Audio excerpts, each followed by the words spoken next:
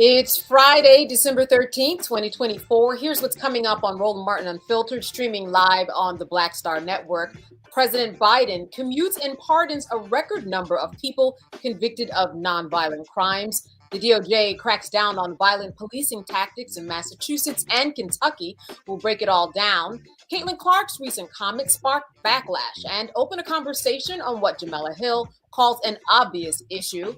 And Representative Benny Thompson says he'll be forced to take a pardon from President Biden out of fear of President-elect Trump's revenge. It's time to bring the funk on Roland Martin Unfiltered here live on the Black Star Network. Let's go. He's got it. Whatever the miss, he's on it. Whatever it is, he's got the scoop, the fact, the find. And when it breaks, he's right on time and it's rolling. Best believe he's knowing. Putting it down from sports to news to politics. With entertainment just for kicks, he's rolling. It's on roll, y'all. It's Roland Martin, yeah. Rolling with Roland now. He's funk, he's fresh, he's real, the best, you know he's Roland Martin now.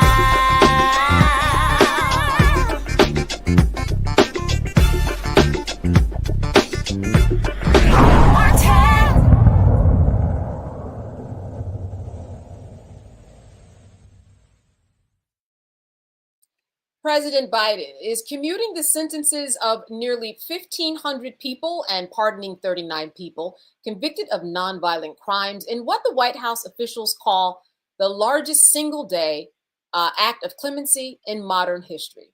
It is indeed a very big time. I'm joined now by my panel, Michael Imhotep, host of the African History Network out of Detroit, Michigan. Rebecca Carruthers, she's vice president of the Fair Elections Center in Washington, D.C., and Matt Manning, civil rights attorney out of Corpus Christi, Texas. You know, I think that this is really something, Michael, especially when we look at the nonviolent offenders, but such a big number. You know, I've heard people say, you know, he pardoned his son. Certainly he needed to pardon many, many people to show that it wasn't just his son he was worried about. Well, I had no doubt that Joe Biden was going to pardon a number of people. So I wasn't worried about that. I heard people talking about that in the media, and that, you know, first of all, if you thought that he wasn't going to pardon his son after Trump won, you don't understand politics. True. No, Biden said that when he thought he was going to win. Okay, but when Trump won, and then he started nominating these jackasses who are totally unqualified for the job, started nominating people like Kash Patel, started nominating people like Robert F. Kennedy, started nominating people who were the architects of Project 2025, like Tom Homan and things of this nature. So yeah, and I 100% agree with Joe Biden, and anybody whose son was in a position to be further persecuted by somebody like Donald Trump and his quote unquote Department of Justice. And we know Trump has no guardrails on him. Okay. No morals. Anybody who wouldn't save their son is probably lying to you. So this 1,500, this was expected. More are coming also. Biden said more are coming. You have 1,500 who had commuted sentences. These are nonviolent offenders. These were people who were already placed on home confinement during the coronavirus pandemic and have successfully reintegrated into society and with their families, things of this nature. So this is good. More are to come. There were also 39 pardons. Somebody who I would recommend he pardons is Marilyn Mosby. Okay. Right. Former about her. State's attorney out of Baltimore. Also a posthumous pardon for Marcus Garvey. Okay, because Marcus Garvey was deported after he was convicted on wire fraud and mail fraud, and his sentence was commuted, if I remember correctly, but he was deported out of the United States. Marcus Garvey needs a posthumous pardon. Those are the Black Panther Party for Self-Defense, who was still in prison. Assata Shakur, who was liberated and taken into Cuba, she needs a presidential pardon as well. So there are other people who need pardons as well as commutations. You know, Rebecca, I think it's really interesting in that because so many of these people actually were able to prove themselves during COVID. They got out of jail and they worked themselves back into the community and their families. COVID actually proved to be a good thing, a program almost to show what people could do if they were let out, and then were successful in doing so.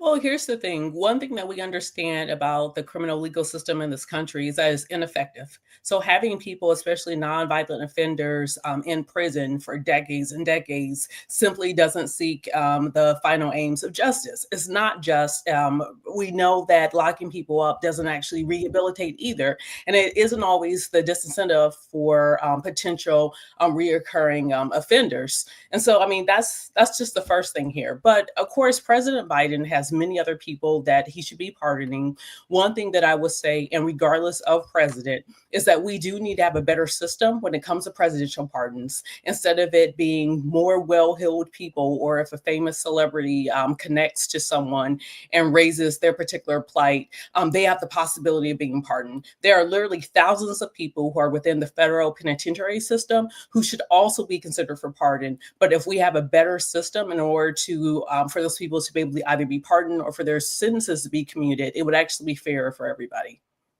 Matt, what do you make of what the White House is calling the largest single day of clemency in modern history?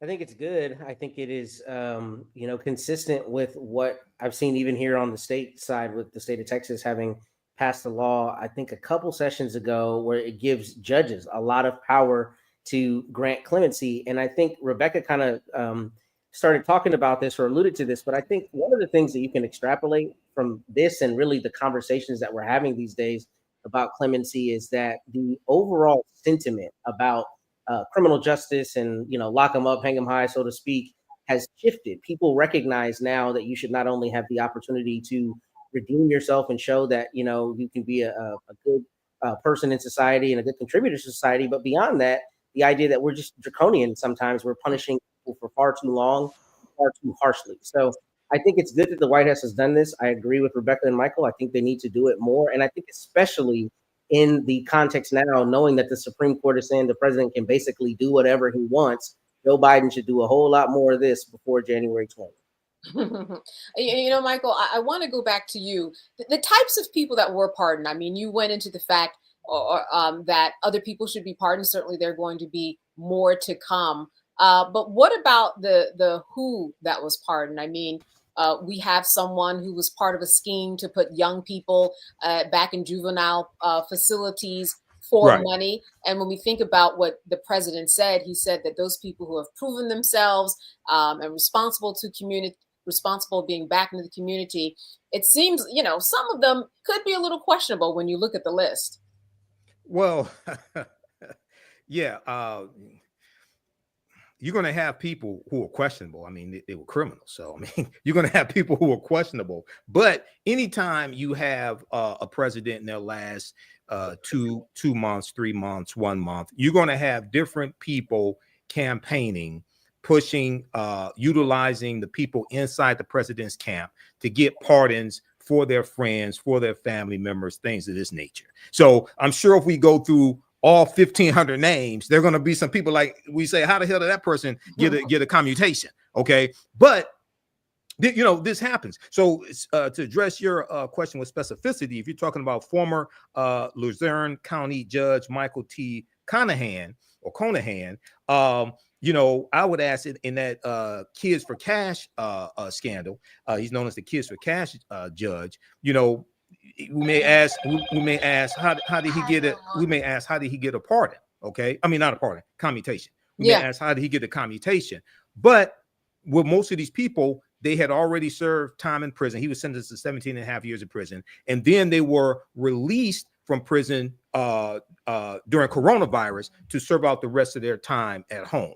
So, Michael, here's why I'm bringing it up specifically because of the fact that I know at least one person who did get a sentence that he should not have gotten because of this scheme that the judge was involved in. He died while he was in prison. So we think about nonviolence. Yeah, specifically the judge, nonviolent in terms of carrying that out. But ultimately, it was a violent act that was involved in terms of this person who died in jail.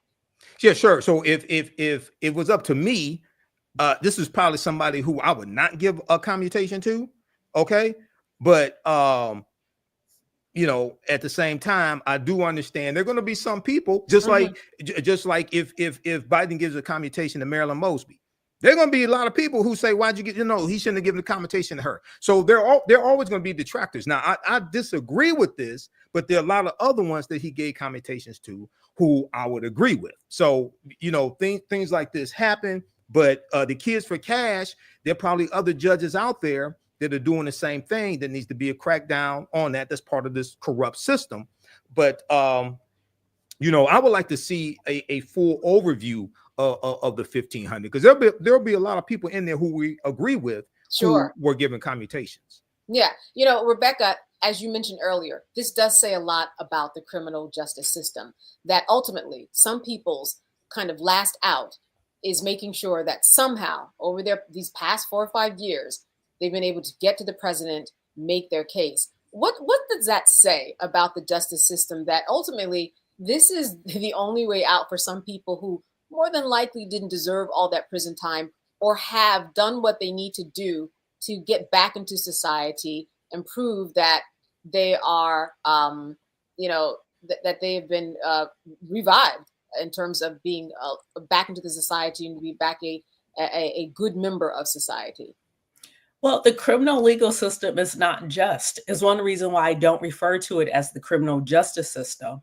It's about money. It's about access to power. And when we look at presidential commutations or presidential pardons, that is the ultimate access to power. And once again, like what I was trying to allude to earlier, unless you know someone famous, or unless you get a large organization like the ACLU or like the Vera Institute to argue on your behalf and to use their political capital to go to the president and the president's staff to ask for your particular case to be pardoned or commuted, you're not going to get a sense of justice here. But I'm going to say what Michael didn't say. For that particular judge, I believe it was 2 judges in Pennsylvania who were prosecuted and convicted for the kids for cash. Anytime that anytime there's public corruption, specifically targeting young Black people, young Black men in this country, to throw them in prison for money, that is a problem. That is not someone that I agree with that should have been pardoned or got their sentence shortened. I don't care if they were let out for COVID or not. That needs to be permanently on that person's record. It needs to be a stain. And I will even go further and say, especially for those prisons, whether it's the state prisons or the other prisons that in this country that are for-profit prisons, that is disgusting. So it's one reason why I talk about this whole scheme as the criminal legal system and not actually the criminal justice system. And Matt, let me wrap up with you. Is the process that people have to go through in order to get this pardon, in order to get this type of clemency, what type of process is that exactly? Well, I mean, I think it's kind of what you've alluded to. They have to get access to the president's staff. They have to get approval. I think I'm not 100% positive, and one of my other panelists may elucidate me if I'm wrong.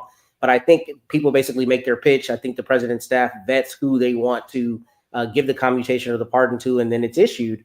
And it's interesting that you would ask me that, because what I was alluding to, talking about the Texas state law, it's actually something that you can file, and a judge way after the fact can decide to exercise clemency or give you clemency. So I think it should work more that way, where maybe the federal judges are imbued with the power and it doesn't have to get all the way to the top, because the reality is, unless you have Kim Kardashian or whomever advocating for you, you're just not likely to get to the president's staff, not likely to get on the short list, and not likely to be pardoned. So there needs to be an equity in terms of access and allowing people who would be good candidates for this to have closer access to the process, in my opinion. And one last thing I want to say, though, it's interesting that we always talk about this in the quote nonviolent context, but I think they should broaden their scope, because there are a lot of people who are in prison for violent offenses. And I'm not advocating that we don't take violence seriously, but that same kind of rehabilitation can occur even if you're a young person who's alleged to have committed a violent offense.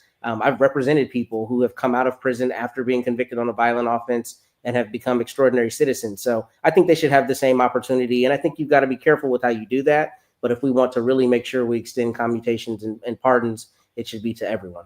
Yeah, no, you are correct. Those people certainly are rehabilitated. We see it quite often. We see it in media. We see it in the mainstream. We've seen movies about it. It certainly does happen. What you said was key, and that is equity of access. And with that in mind, I know that we're going to be seeing more of that because more clemency, more pardons, more commutations to come.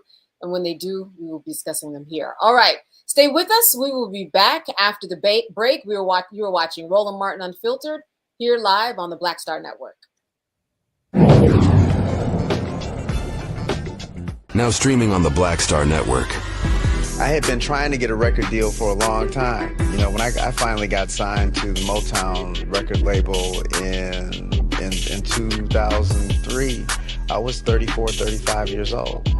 And up until that time, I had been trying to get record deals the traditional way. You know, you record your demo, you record your music, and you send it, you know, to the record labels, or maybe somebody, a friend of a friend, knows somebody that works for, you know, the record label. And really, chemistry that was my last ditch effort at being in the music business. How long have you been trying? I've been trying since I was a teenager. Wow. And you know, and I'm grateful that it didn't. I'm grateful that it happened when it happened, because I wasn't prepared, you know, as a teenager to embrace all that comes with a career in the music industry.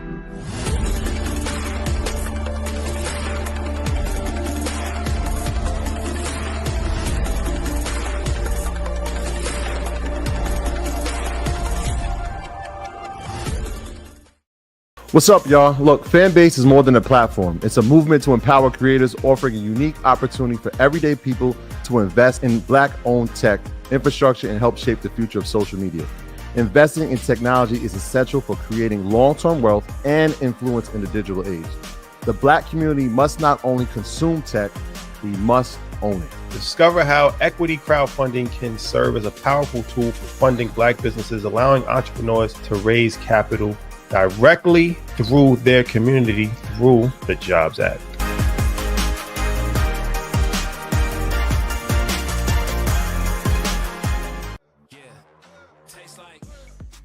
Curl Prep Natural Hair Solutions at curlprep.com. I'm in shock.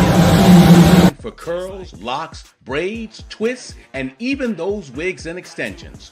Women, men, and children are loving this line. Look at this video and you be the judge. People line up to see this product in action at hair shows, and when they take a seat and try it, they don't believe it's their hair. Buy the products at curlprep.com. It works on all hair types. Use code ROLAND, that's ROLAND, lowercase letters, to get a 15% discount. Parents, remove the ouch. You will love this system because you can comb the product through your child's hair with your fingers. It's all at curlprep.com. Use code ROLAND, lowercase letters, to get a 15% discount. Hey, this is Motown recording artist Kim. You are watching Roland Martin Unfiltered. That boy, he always unfiltered though. I ain't never known him to be filtered. Is there another way to experience Roland Martin than to be unfiltered? Of course he's unfiltered. Would you expect anything less? Watch what happens next.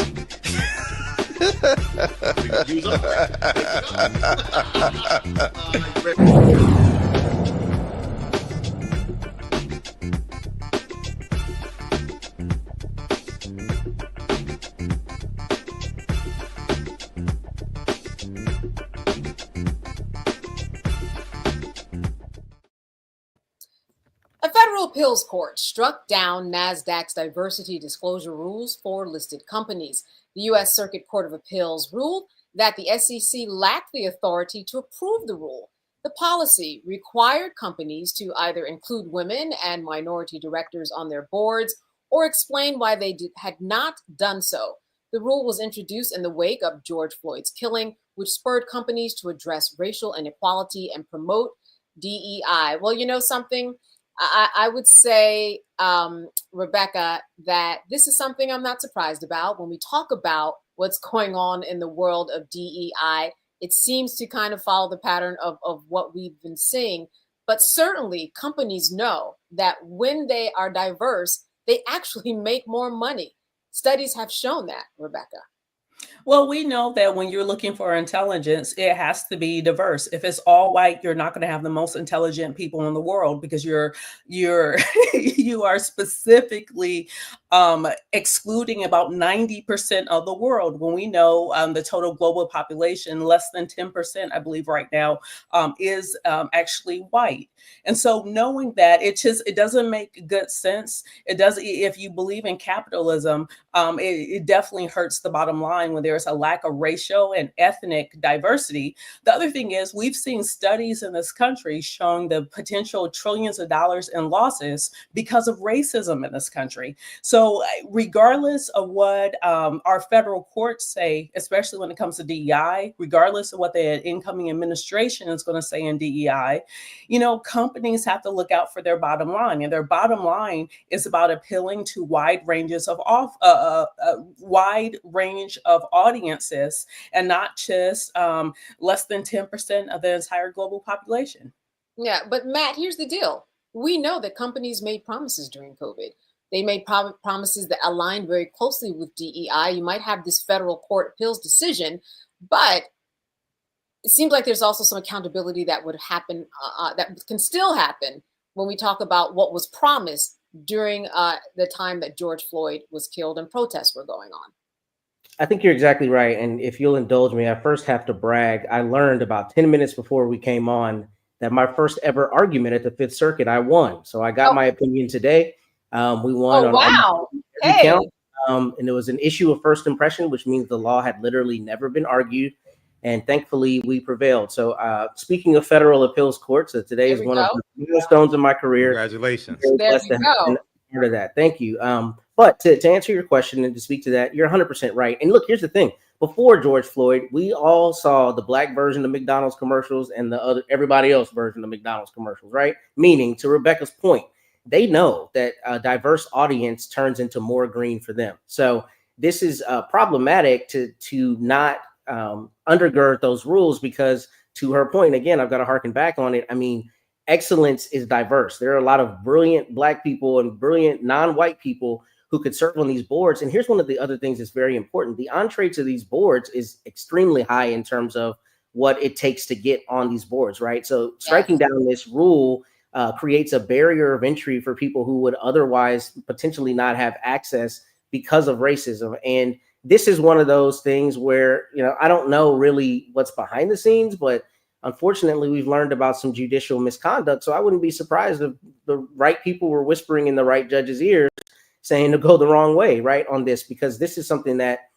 you would think is in conformity with what they said they were going to do with George Floyd. But frankly, that was my concern with a lot of those George Floyd pronouncements around that time, and a lot of other people's, which is that it looked like it was purely capitalist greed, and it was purely capitalizing on the topic du jour.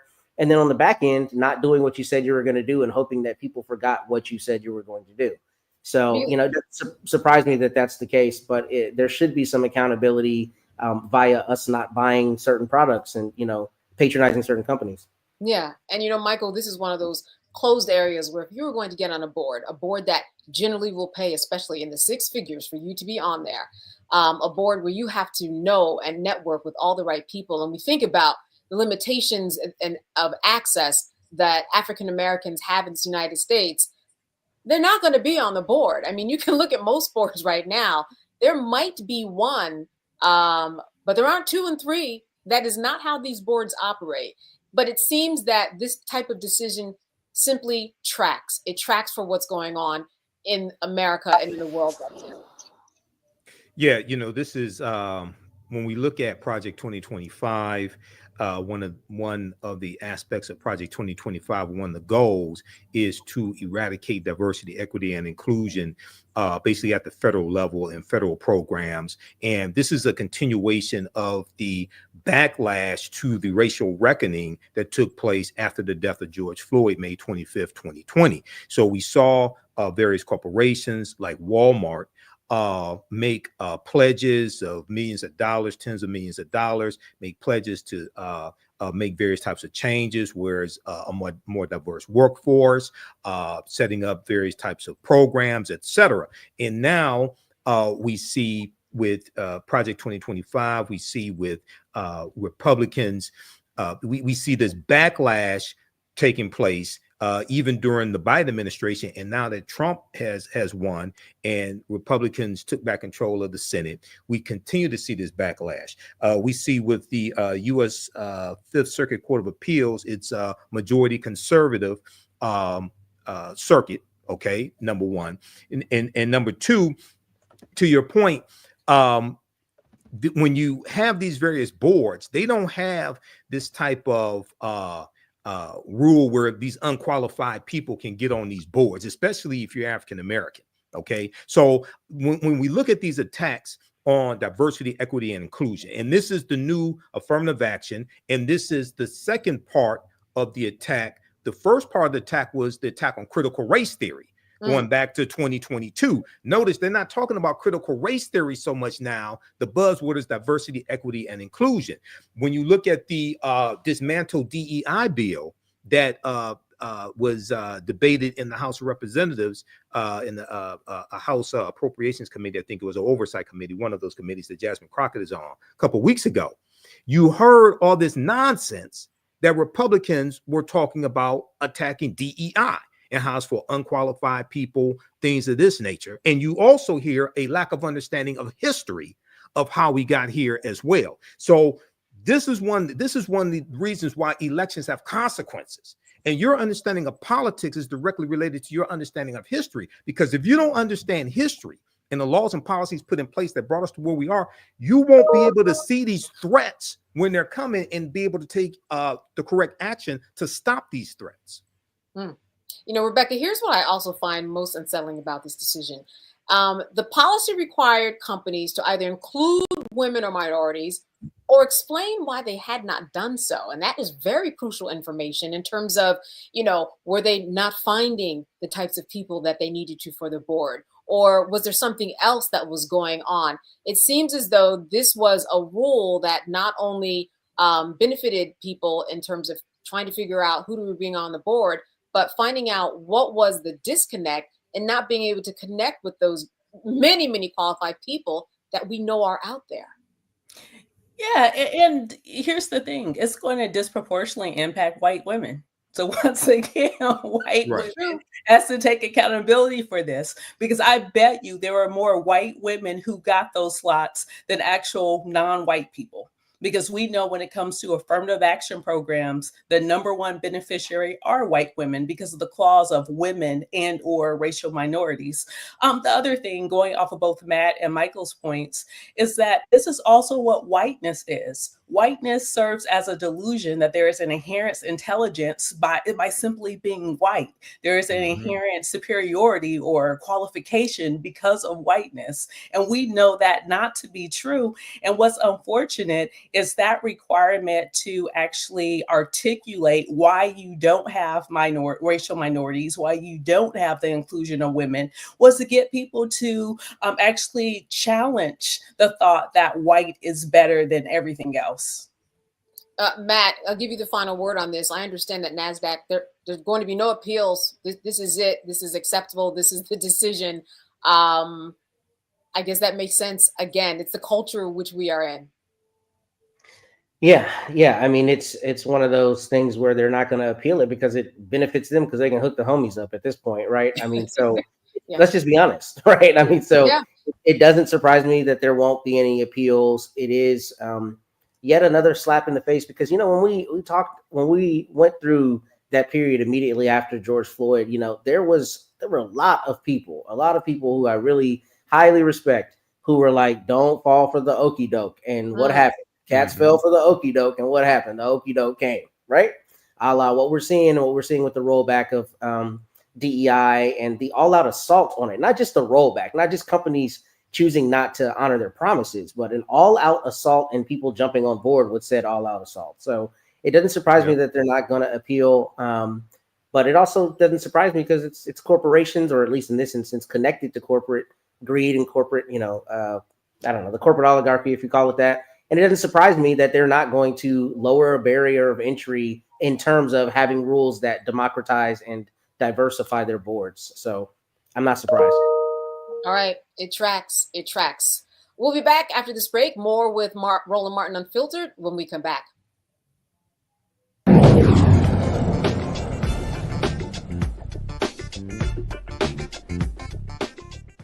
Hi, I'm Isaac Hayes III, founder and CEO of Fanbase. Fanbase is a free to download, free to use, next generation social media platform that allows anyone to have followers and subscribers on the same page. Fanbase was built through investment dollars from equity crowdfunding from the Jobs Act. People just like you helped build Fanbase, and we're looking for more people to help build Fanbase. We are currently raising $17 million in a Regulation A crowdfund on Start Engine. We've already crossed $2.1 million, but we're looking to raise more capital from people just like you that deserve the opportunity to invest in early stage startups without having to be accredited investors. So right now, I'd like you to go to startengine.com/fanbase and invest. The minimum to invest is $399. That gets you 60 shares of stock in Fanbase right now, today. And then use Fanbase to connect with friends, grow your audience, and be you without limits.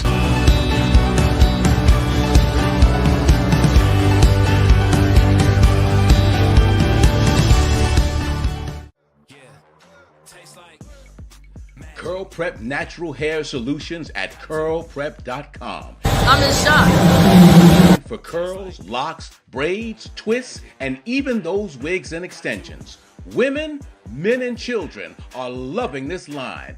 Look at this video and you be the judge. People line up to see this product in action at hair shows, and when they take a seat and try it, they don't believe it's their hair.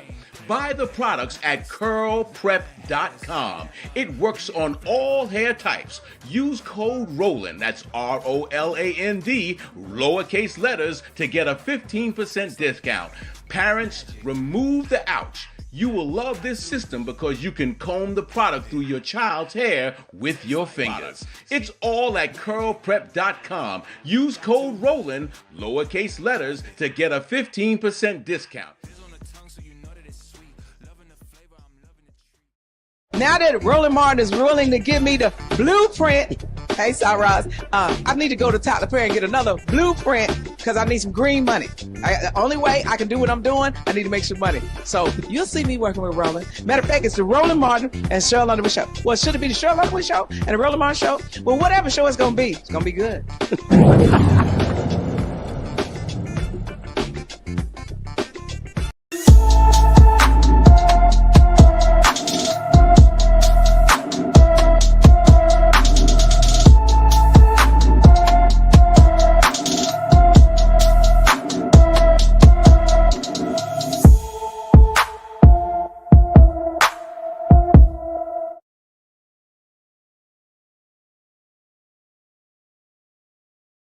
Honest Lavina Bisbee was last seen at her Tampa, Florida home on September 10th, 2024.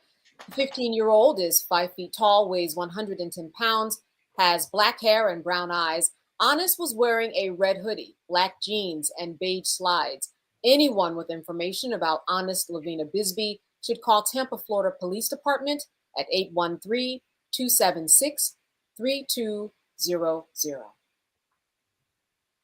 All right, the Southern Association of Colleges and Schools Commission on Colleges revokes St. Augustine University's membership. The decision would strip the school of its accreditation. According to the university, the commission determined that the university had resolved the issues that initially placed the school on probation, except for concerns related to finances. As the university appeals the decision, it will keep its accreditation until the appeals committee makes its final ruling. The university has until February 25th to submit additional financial documentation to the overseeing committee. Well, you know, Michael, this is something that this college has been working towards for a very long time. They just do not seem to hit the mark. I think one of the issues that has come up is really what exactly do they need to do in order to get more support, in order to get more money for this school the same way that other HBCUs do. Yeah, you know, Candace, it's a challenge for HBCUs to many HBCUs to raise money. The more well-known ones, the Spelmans, the Howards, probably not as much, but others it's hard to get them to raise money outside of maybe during homecoming. Okay, so that's even if you go back to the movie School Days, which caused a lot of us to want to go to HBCUs. There was a line in there. There was a couple of minutes where they talked about how alumni, a lot of alumni weren't donating to the Mission College to support it, et cetera, and how we don't support our HBCU. So this is a continued fight. Now with St. Augustine College, I'm not sure. I know there was we talked about this a few months ago, how there's something like $13 billion or something like that HBCUs are owed from the states, from various states, a total amount from various states over the number of years, where money has come from the federal government for HBCUs, and it has not trickled down from the state government to HBCUs, and there have been various lawsuits surrounding this as well. So it'll be interesting to see if that also applies to St. Augustine College as well. Yeah, Rebecca. The university, I should say. Yes, Rebecca. Michael mentioned something very interesting, and that is the money that has been allotted for HBCUs. We've heard a lot about these huge numbers in the current administration. A lot of people are wondering, why isn't that something that's able to save this eventually? These monies that have been allotted to HBCUs. Well, let's be clear about the money that's allotted to HBCUs. While $20 billion might sound like a large number, it's not a large number when you compare it to $800 billion, right? The way HBCUs are funded, the federal formula is actually in the Higher Ed Act in Title III. That federal formula is different than a predominantly white institution. If HBCUs were funded at the same ratio as predominantly white institutions, then we wouldn't see HBCUs struggling financially the way they do. I think what's unfortunate is that oftentimes isn't talked about. So here's another example. When we look at minority serving institutions, MSIs, that can include a Hispanic serving institution. For a campus to be considered a Hispanic serving institution, I think they might only have to have like 30-35% of a Hispanic population on that campus, but they are still PWIs. So that means a lot of your minority serving institutions, whether it is an AAPI, and that threshold is lower than what you typically see at a HBCU. And then with a Hispanic serving institution, that threshold is lower. So basically what I'm trying to get at these other institutions are funded at a higher level. They get federal funding that they know they're going to get every single year in a way that HBCUs don't. So while there was a $20 billion push that this administration gave to HBCUs, that's not enough. You need reliable, transparent money that you know you're going to get year after year. And then even something that Michael said, even with some of the state HBCUs, we've seen lawsuits in Tennessee, in Maryland, in Florida, where we saw that there was intentionally underfunding of the public institutions that are HBCUs in those particular states. So this is a long-term equity issue with how HBCUs are funded by the federal government. Yeah, Rebecca, I want to stick with you on this. And that is the fact that there have been companies to step up. There was one in particular that said, hey, I've got $70 million for you. Might seem like a lot. That certainly is not a lot when we talk about what it takes to run a college. Absolutely. So here's the other thing by comparison. When we look at the HBCUs that have the largest endowments, so that would be a Spelman, that would be a Morehouse, that would be Howard. As much as we made fun of FAMU, Florida A&M's leadership last year for being duped by that scammer of saying he was giving $100 million to that particular campus, to their endowment, the reason why that campus even fell for it is because it is so unlikely that you're going to have someone giving that much money to feed into the endowment. But so we also have to take a step back to understand the different factors. It's not just alumni giving, but it's also whether or not it is I think it's called a Research One school. Yes. We see if it's not a top research school in the country, which is an accreditation that I believe they get from the federal government, if they're not able to qualify for that, then that means there's additional monies that they're not receiving. It's one reason, in my opinion, we saw President Ruth get pushed out at Texas Southern. Sorry, not Texas Southern, but at Prairie View, because she actually got Prairie View to start being competitive with some of the white schools with research dollars in Texas. And that is such a game changer, because if that became a R1 institution, that means that's going to increase the number of dollars that they have. It's going to eventually impact their endowment and make that institution a lot stronger. So we have to understand the larger picture as we're talking about some of these money issues and these accreditation problems that some of these HBCUs are encountering because of their lack of resources. Yeah, listen, we've seen Fisk go through problems, Clark go through problems over the year. Right. Matt, you know, the accreditation process and the committee that is overseeing this process, what do you think it is going to take for this school to perhaps come out on the other side as a winner? Well, unfortunately, I'm not particularly well versed in university funding or the accreditation process. So I would imagine, obviously, it's going to be them hitting whatever benchmarks they stipulate for them. But, you know, one of the things that's really interesting, especially in talking about PV is a part of the Texas A&M system. And one of the things we've talked about on this show is the lawsuits in other systems where the HBCUs have gotten much smaller amounts of money than, you know, the comparable PWIs, right? Relatively speaking, they haven't been funded the right way. So I tell you that to say, if there's been mismanagement at white schools and they're giving a different rubric for the white schools, what I'm hoping will happen is that they'll actually get a fair go of it, especially if they've resolved most of the issues and there's a financial issue, but they're showing that they're prudent in how they're trying to resolve it. So hopefully they get a fair shake at it, but not knowing enough of how that's administered and how that's adjudged, you know, I don't necessarily have any faith that it will be equitable even in that process. Because we know, I mean, we had on the show years ago now, some lawyers who were representing FAMU that, you know, FAMU had been built out of like hundreds of millions of dollars over decades. So in terms of whether this accreditation process will happen fairly, I don't have great faith in that, but I'm hoping that they're able to show enough to give the committee assurances that they can continue to keep that accreditation. Rebecca, I want to end this segment with you. And I mean, anybody can jump in also, but I especially wanted to get to Rebecca. Do you think that February 25th, which is the deadline for them to show and prove themselves, would this be the last straw? Is this it? Because this has been going on for quite some time in terms of the fundraising and in terms of the committees and in terms of meeting all of these thresholds. Is this it, February? Is that the last straw?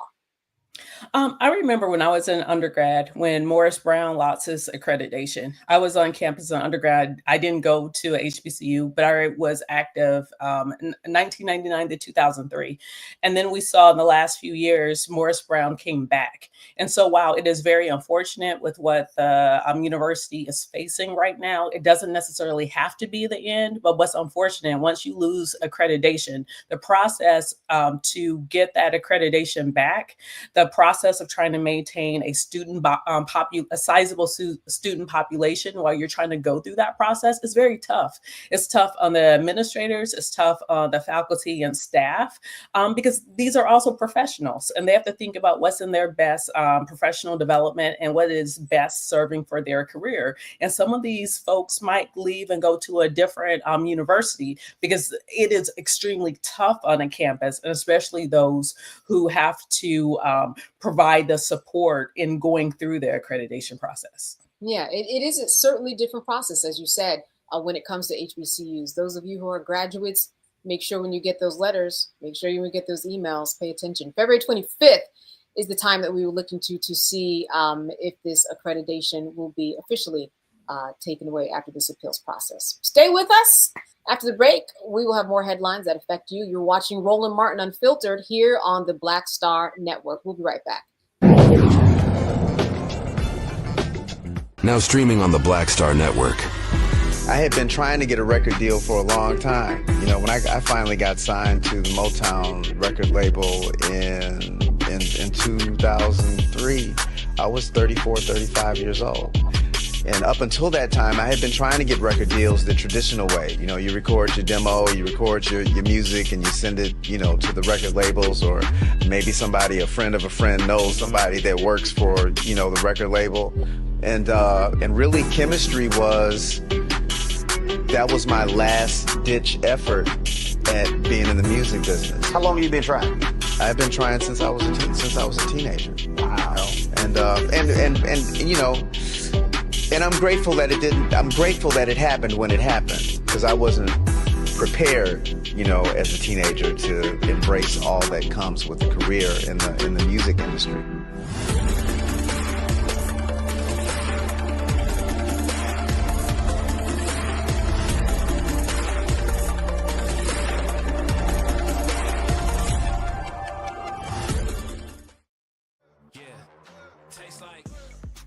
Curl Prep Natural Hair Solutions at curlprep.com. I'm in shock. For curls, locks, braids, twists, and even those wigs and extensions. Women, men, and children are loving this line. Look at this video and you be the judge. People line up to see this product in action at hair shows, and when they take a seat and try it, they don't believe it's their hair. Buy the products at curlprep.com. It works on all hair types. Use code ROLAND, that's ROLAND, lowercase letters, to get a 15% discount. Parents, remove the ouch. You will love this system because you can comb the product through your child's hair with your fingers. It's all at curlprep.com. Use code ROLAND, lowercase letters, to get a 15% discount. Hi, I'm Isaac Hayes III, founder and CEO of Fanbase. Fanbase is a free-to-download, free-to-use, next-generation social media platform that allows anyone to have followers and subscribers on the same page.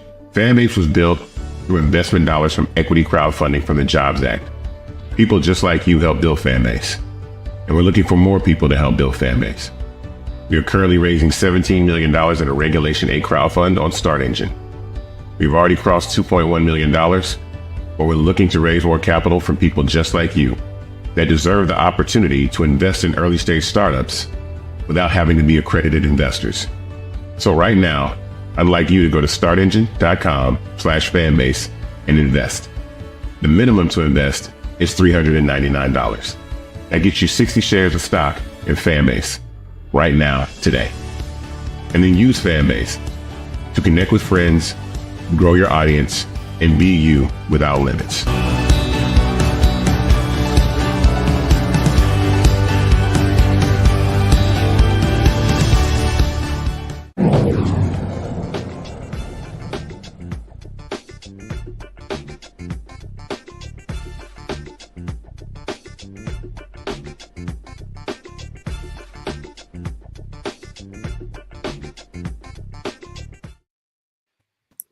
The Justice Department announces that the city of Worcester, they're out of Massachusetts, and its police department engages in practices that violate constitutional and federal rights. Findings reveal that the police department used excessive force, including unjustified tasers, police dogs, and strikes, as well as escalating minor incidents and mishandling people in crisis. The DOJ also notes that it has credible reports that allege officers committed sexual misconduct, including assault under threat of arrest. Well, Matt, here's another one. Certainly we were not surprised. But I think that when it comes to the police officers dealing with those engaged with sexual assaults, sex trafficking crimes, that's a big deal. Yeah, it's a huge deal. It's rampant across the country, and it is always especially abhorrent when, you know, police officers are engaged in such conduct. So, you know, I'm glad that the Justice Department is continuing to be on the march, at least for the next month, against civil rights violators, because as I say on this show all the time, I mean, it is climbing Mount Everest to vindicate your constitutional rights. And ironically, it's not quite as hard for the Department of Justice when they're prosecuting it from a criminal standpoint, because it's different in terms of the investigation and how the law works. It's a criminal statute rather than a civil statute. But I'm glad that they're holding them to account. And as someone surely on the panel is going to say, unfortunately, we know that this kind of accountability will likely be gone January 20th and thereupon. So I'm glad to see that this happened, but it's unfortunate that these kinds of actions will likely not be brought forward by the DOJ in the next coming months. And in fact, we know DOJ is likely to be weaponized against other people. So we should revel in this while we can. Yeah, and this is something that Matt is not just saying based upon conjecture, Michael. We know that this has happened. We know that we've seen this during Trump's first administration, and certainly it's likely that we will see some of the same. Oh, absolutely. That's what I was going to say. First of all, part of Project 2025 is to do away with consent decrees. Okay, number one. Number two, Donald Trump has said numerous times on the campaign trail when he was running to stay out of prison, he said that he was going to give police 100% immunity against criminal prosecution. We know during his first term as president, we know that his two attorney generals, Jefferson Beauregard Sessions III, as well as William Barr, both stopped doing investigations into the patterns or practices of police departments. And when Jeff Sessions became attorney general, he tried to back out of the consent decree with the Baltimore Police Department and the Chicago Police Department. So you're going to, we'll see how many more of these reports come out. We know this was a pattern or practice investigation as well. I'm not sure if they're going to be able to enter into a consent decree with the federal judge before January 20th. And the new Department of Justice takes over. We'll see what happens. But this is an example of how elections have consequences. I can't stress this enough. All these simple Simon ass people and the 20% of black men that voted for Donald Trump, what the hell is wrong with you? Wait till they come for your monkey ass and see what happens. Okay, people don't understand what just happened with this election and what's coming. All you and I heard people say we survived the first Trump administration, we'll survive the second one. Why the hell would you want to go through something like that again? There were 3 government shutdowns in the first 2 years of the Trump administration because he can't govern. And Republicans control the House, the Senate, and the White House. They can't govern. Why would you want to go through something like that again? This is going to be even worse. Rebecca, certainly Michael makes a lot of valid points as usual. I think what's very interesting is the timing of this. He is right. This might be on paper for now, but there is no guarantee. In fact, we know what will happen in terms of it being carried out. There's going to be a bookmark. There's going to be a pause in this. I guess the second hour on Friday night is the turn-up hour. Apparently, look, he just started it. Go ahead, Michael. I think it's really interesting when Michael talked about Project 2025. One of the areas where I was out on the road leading up to the election was in Alabama. I was in the newly drawn 2nd Congressional District, bringing awareness like, hey, this is a new opportunity district that was just won through the redistricting lawsuit the year before. And as I was talking to voters about Project 2025, a voter came up to me and was like, Rebecca, we're already living in Project 2025. In a state where there isn't an effective Department of Education. We're already living in a state where law enforcement is doing what they want, and they're not necessarily adhering to federal law or adhering to like some of the directives that the Biden's Department of Justice put out. So saying that, we do have a lot of people in this country who are already living through what we're going to experience at the federal level, what we're predicting to experience with this incoming administration. And so we need to be talking to those folks who have dealt with these type of governors, because we're dealing with that. If Dr. Carr was here tonight, we're dealing with that old school white supremacy. We're not dealing with James Byrd here. We're about to go back to Jim Crow. So for some people who are living under that now, and they don't have the protection of state government to protect them, we have to talk to those people who are actually showing the resilience of what it's like to organize in that type of environment, what it's like to actually take rest and then organize in that environment to make sure all of our families are protected and safe going into the next 4 years. I don't believe that all is lost, but I do know as a community, we're going to have to be extremely strategic to come out on the other side, in the most positive way that we could come out. Right. And can I address that, Candace? That's right. I was When you gonna come let back you around. jump in. Sure. Yeah, because when you study Project 2025, and just so everybody knows, I was talking about Project 2025 in 2023 because I found out about it formally September 23rd, 24th, 2024 from Ali Velshi show. Okay, the Schedule F, this change in the Schedule F employees, I found out about that in around July 2022 when Jonathan Swan wrote his article for Axios.com exposing everything. Okay, so I was talking about Project 2025 last year, but what it's actually doing is federalizing a lot of the initiatives that have happened in southern states, especially states controlled by Republicans. Okay, so a lot of these policies have been implemented at the state level in a lot of these former Confederate states that Republicans control, and now they're trying to federalize that with Project 2025. So this is why reading is fundamental. This is why they didn't want slaves to read and write. Okay, because if you learn how to read and write and you learn the law, you could understand how to navigate throughout the system and use the law against the people who are trying to use it against you. So I can't stress this enough. And for all those people who said that Donald Trump knew nothing about Project 2025, he nominated at least 7 people who helped write Project 2025. Over 140 people that served in the first Trump administration contributed to Project 2025. So, and the Heritage Foundation, if you go to project2025.org, at the bottom of the website, it tells you it's from the Heritage Foundation. Sure. So you learn how to connect the dots. Yeah. Matt, civil rights attorney. I'm sure that, you see some of these cases or you're up close and personal with some of these cases at some level. When we talk about actually just changing the culture of police, have you seen anything that's moved the needle in terms of justice and what is right, in terms of how police and police officers should be acting? Well, I moved it today when I won at the Fifth Circuit or found there out. we go. So no, I'm joking. I had to make it okay, you know what I'm saying?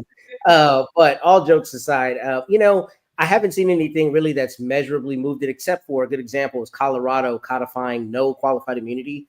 One of the big issues with this is a couple things. I'd say first, you don't have often that it's coming out of the officer's pension or his or her pocket.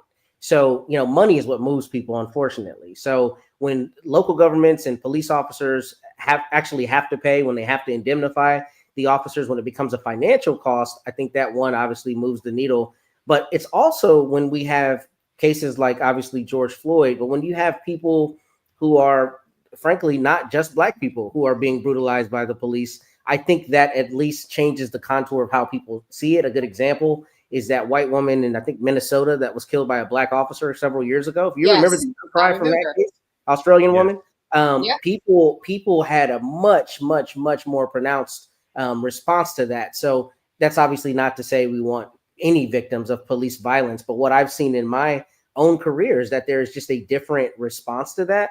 So I think those things are the two things I would say readily. And also, it's really interesting because one of the things we haven't really talked about is right now, the furor from the right and from Mr. Trump and all his cronies about being anti-law enforcement.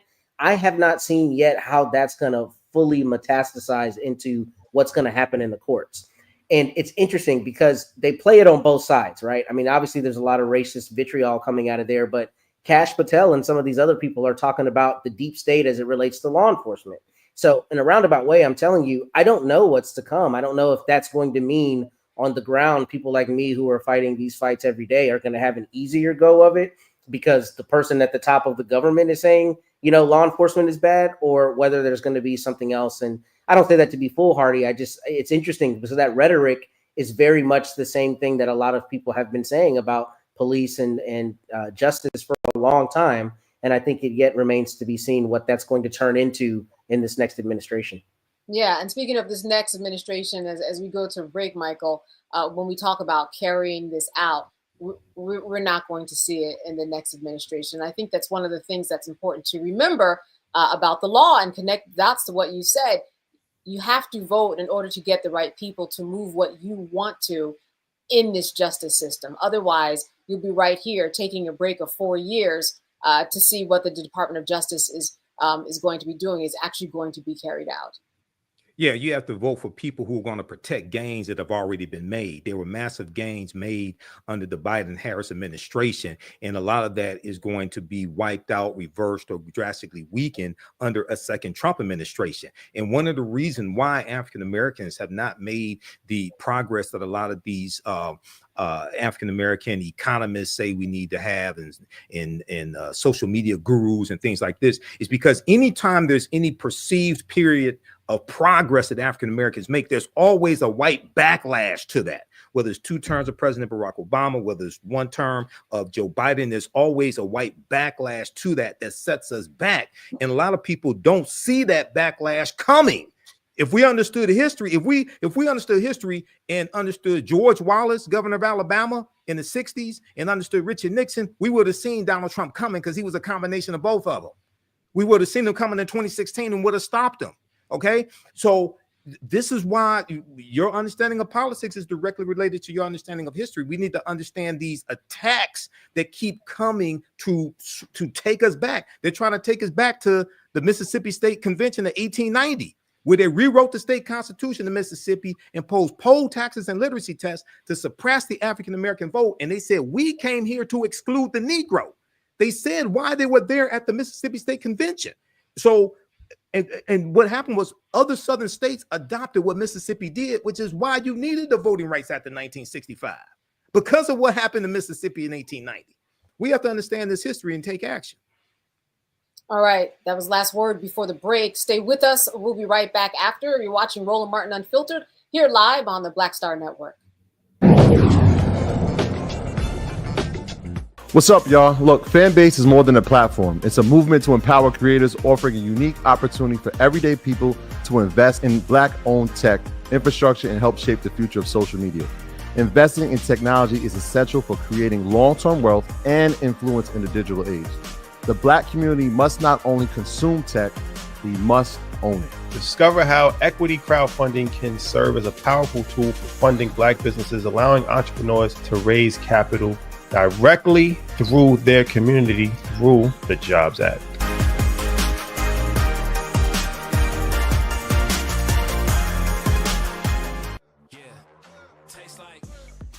Curl Prep Natural Hair Solutions at curlprep.com. I'm in shock. For curls, locks, braids, twists, and even those wigs and extensions. Women, men, and children are loving this line. Look at this video and you be the judge. People line up to see this product in action at hair shows, and when they take a seat and try it, they don't believe it's their hair. Buy the products at curlprep.com. It works on all hair types. Use code ROLAND, that's ROLAND, lowercase letters, to get a 15% discount. Parents, remove the ouch. You will love this system because you can comb the product through your child's hair with your fingers. It's all at curlprep.com. Use code ROLAND, lowercase letters, to get a 15% discount. This is Tamala Mann. And this is David Mann. And you're watching Roland Martin Unfiltered.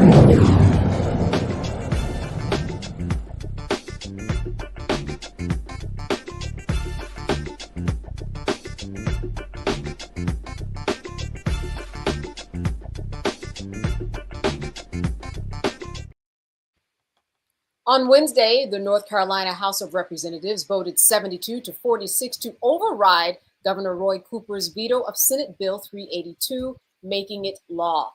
The bill allocates $227 million for Hurricane Helene relief in Western North Carolina through the funds, though the funds will be transferred between reserves and not immediately spent. But it also reduces the authority of incoming Democratic leaders, including the governor and lieutenant governor, and compresses election deadlines statewide by speeding up the processing of provisional and absentee ballots. Well, Rebecca, you can imagine I want to go to you for this one. Often you will have a bill where other issues are snuck in. If you do not read the fine lines, you will never know what's going on here. Some Democratic power being taken away by the Republicans. You know, we were in studio a couple weeks ago talking about this, along with a member of the North Carolina House of Representatives. What's interesting is at the time when this bill was being debated and initially voted on, the provision that was added as a rider amendment to the hurricane relief bill, there were Democrats who supported. I think there was a couple of Democrats who were supportive of this too. The problem here is anytime you have one particular political party who don't like the political outcome, so they decide that mid game they're going to change the rules. What's unfortunate is that usually what we're seeing now that happens on the Republican side, and then the Democrats aren't prepared to punch back.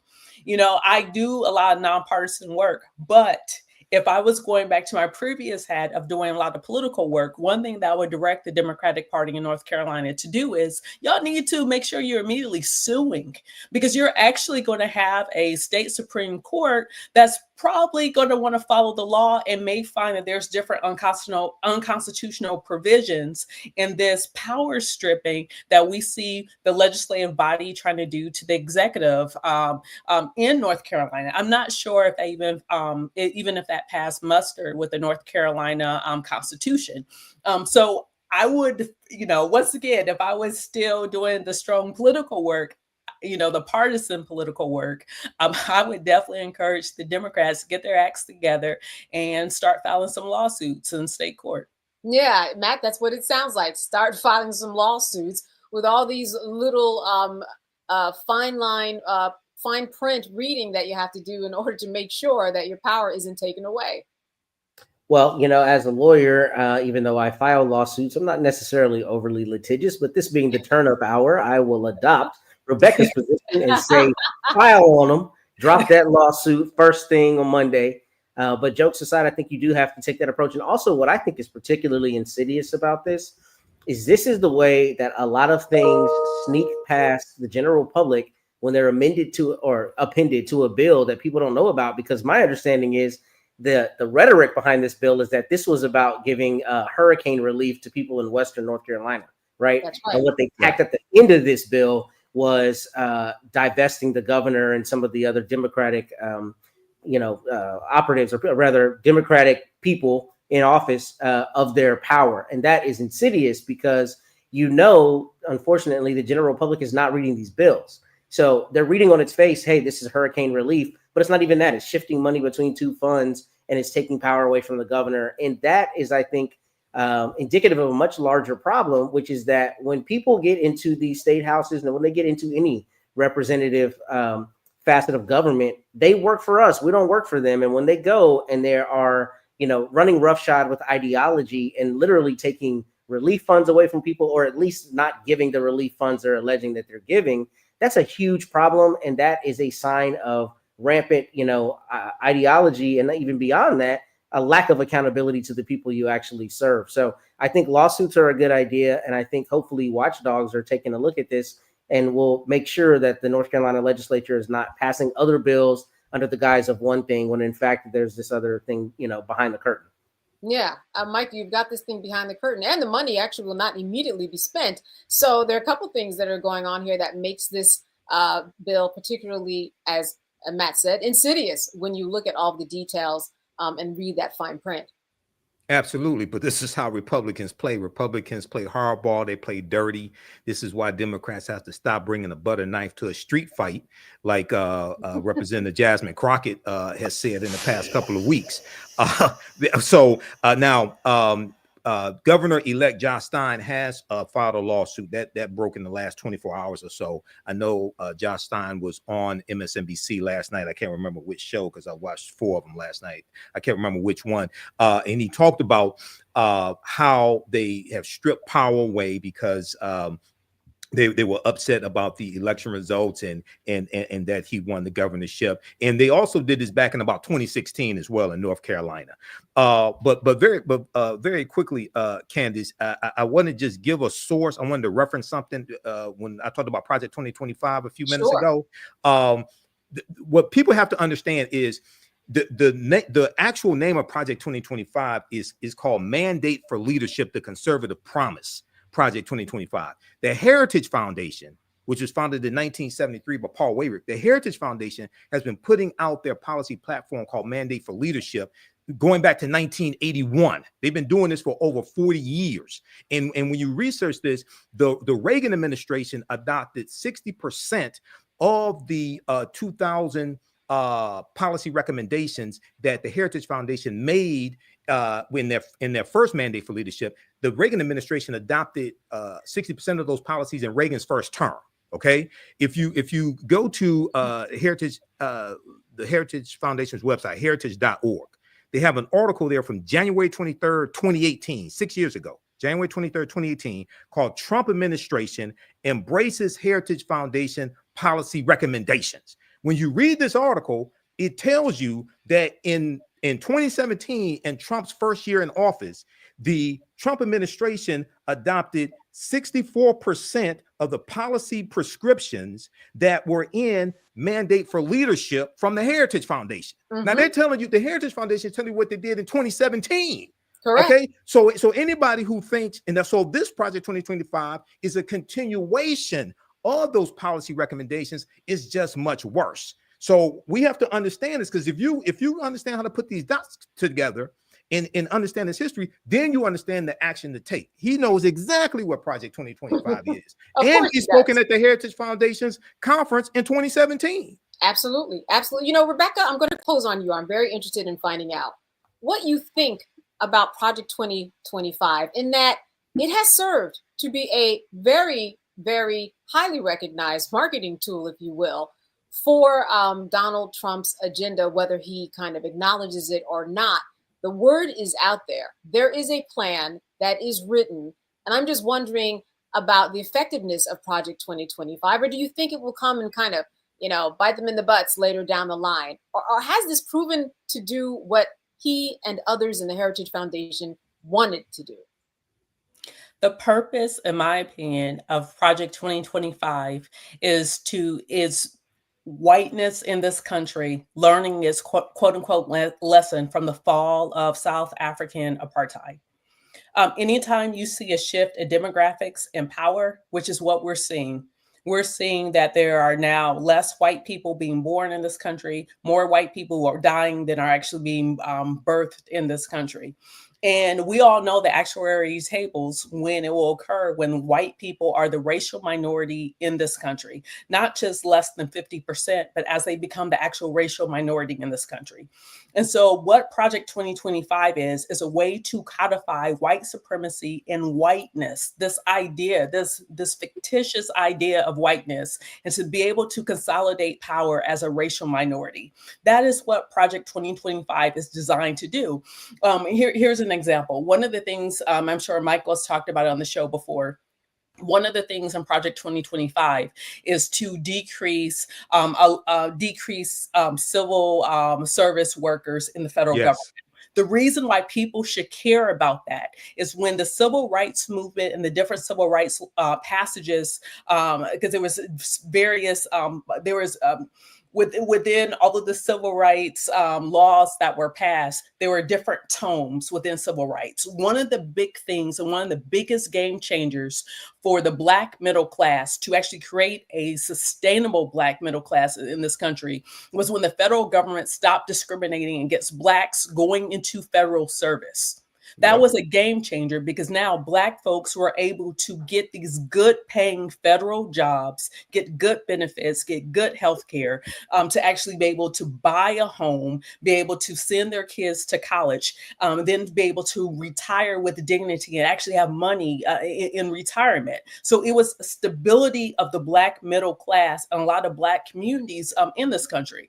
There's a reason why Prince George's County in Maryland is one of the wealthiest Black counties in this country. Is because of the advent of those federal jobs in the DMV area. And so I'm sure Michael could talk about this, and we could spend the rest of the time talking about the different elements. Like when we look at the dismantling of of the Department of Education, that's because there is a rule in this country that if you are going to have public education in this country, then it needs to be accessible to all. The people, the earliest court cases on public education in this country was the former enslaved of saying, hey, we demand to get educated in this country. We demand that our kids are able to get educated, get sent to schools, and actually not just have the shoddiest and the worst the worst books and textbooks and have underfunded classrooms, actually have heat inside classrooms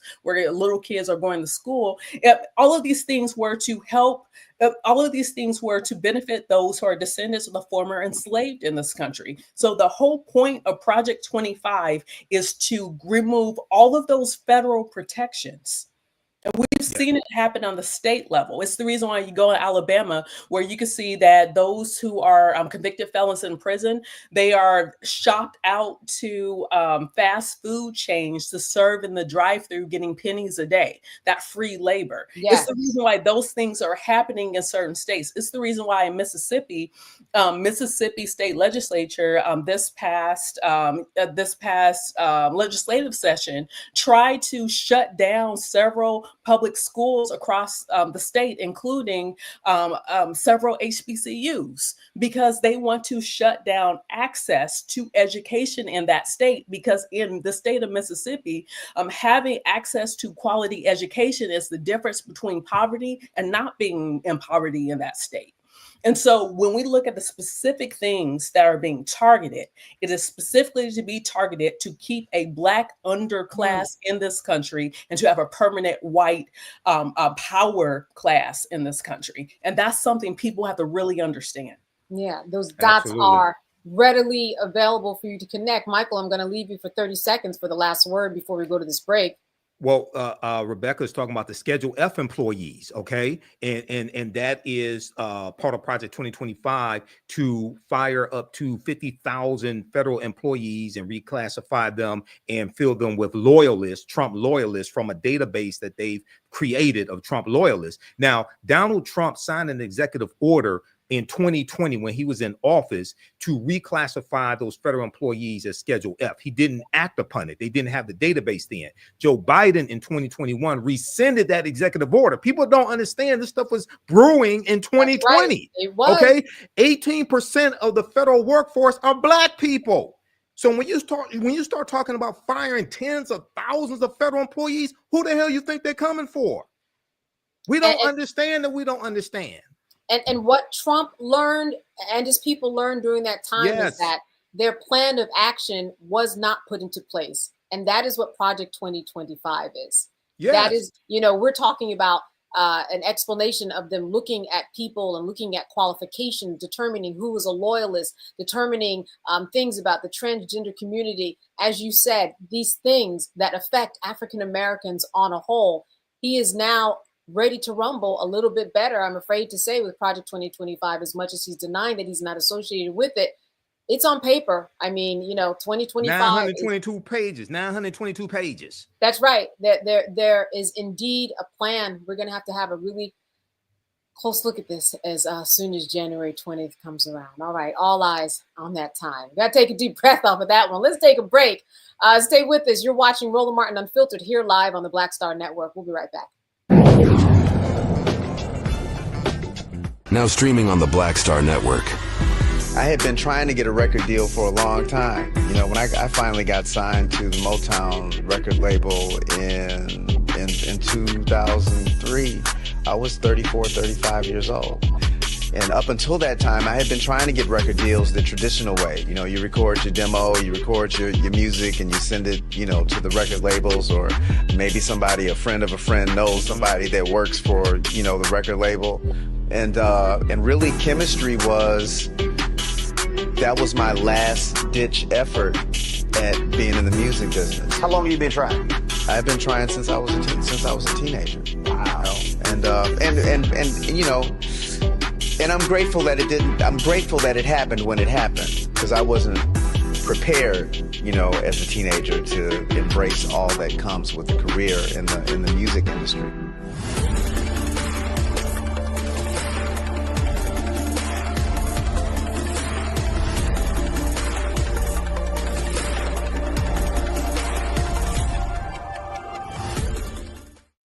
What's up, y'all? Look, Fanbase is more than a platform. It's a movement to empower creators, offering a unique opportunity for everyday people to invest in Black-owned tech, infrastructure, and help shape the future of social media.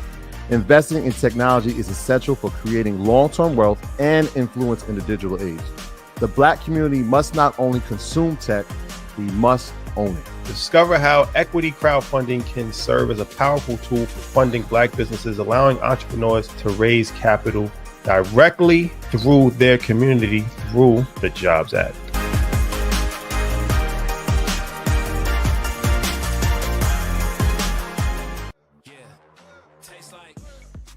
Curl Prep Natural Hair Solutions at curlprep.com. I'm in shock.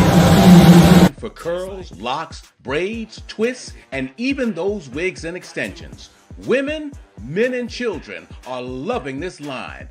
Look at this video and you be the judge. People line up to see this product in action at hair shows, and when they take a seat and try it, they don't believe it's their hair. Buy the products at curlprep.com. It works on all hair types. Use code Roland, that's ROLAND, lowercase letters, to get a 15% discount. Parents, remove the ouch. You will love this system because you can comb the product through your child's hair with your fingers. It's all at curlprep.com. Use code Roland, lowercase letters, to get a 15% discount. I'm Russell L. Honoré, Lieutenant General, United States Army, retired, and you're watching Roland Martin Unfiltered.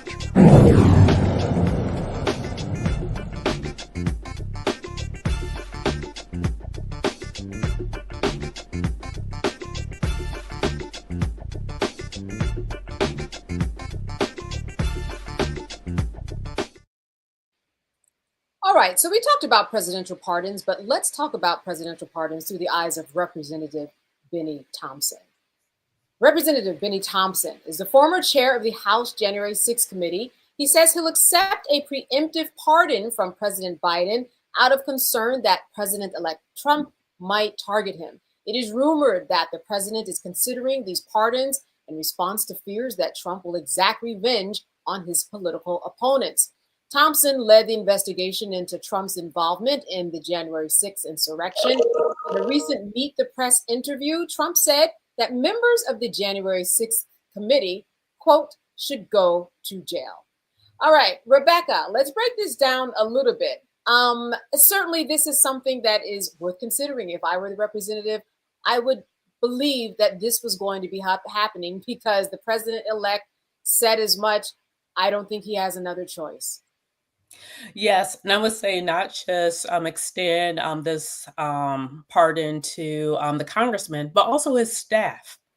Sure. You know, it wasn't just the congressman who was leading the January 6th hearings, but it was also a lot of staff that worked many hours. And those staff also have to be protected because we have someone that's coming into office who campaigned punishing his political enemies.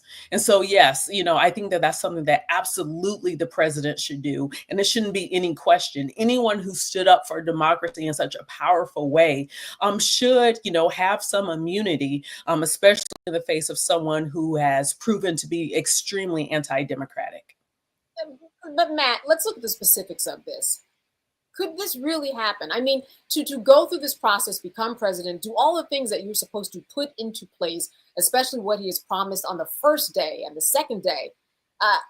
Is this really something that's feasible in terms of going through the court system, bringing all of his enemies up on charges, and really thinking that this is going to come into fruition?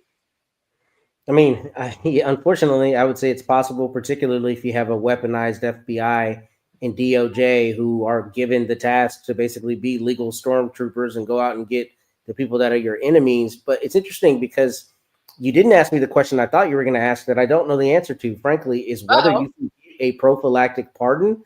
That to me seems to be the bigger issue here, really a question of ripeness, right? Because if you look at a pardon or commutation or really any kind of remedial action as it relates to a criminal legal justice system, to use Rebecca's terminology, it's all predicated on the idea that you have been charged or you're being investigated or something else, right?